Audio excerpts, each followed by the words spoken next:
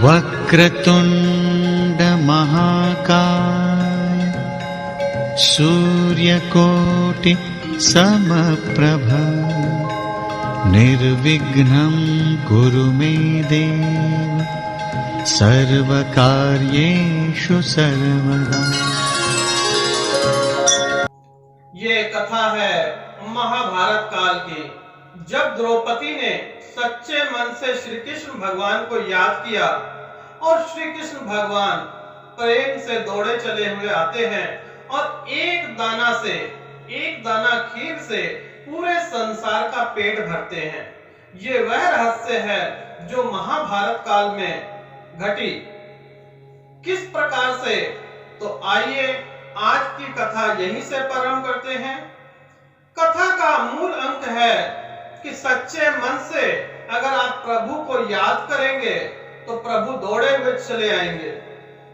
आप लोग ध्यान रखिए कि मन में सच्ची भावना होगी तो प्रभु आपके एक दाने से भी प्रसन्न हो जाएंगे।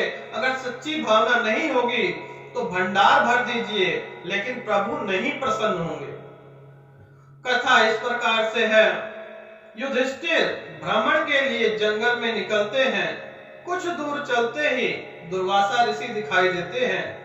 दुर्वासा ऋषि को युधिष्ठिर प्रणाम करते हैं और कहते हैं, ऋषिवर आज्ञा कीजिए। तो ऋषिवर कहते हैं, दोपहर का समय है, भूख लगी है, कुछ भोजन करा दो। और दुर्वासा ऋषि कहते हैं कि हम नहाने जा रहे हैं, नदी में नहा के आते हैं तो हमारे लिए कुछ भोजन का इंतजाम कर दीजिए। इतनी सी अभिलाषा है।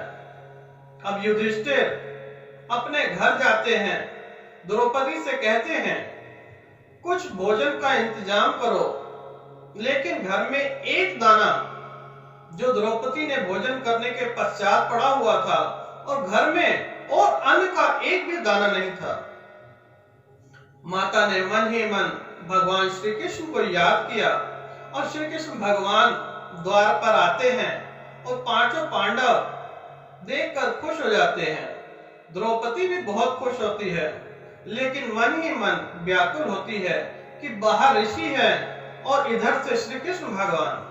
अब मैं किसको भोजन कराऊं और कैसे कराऊं?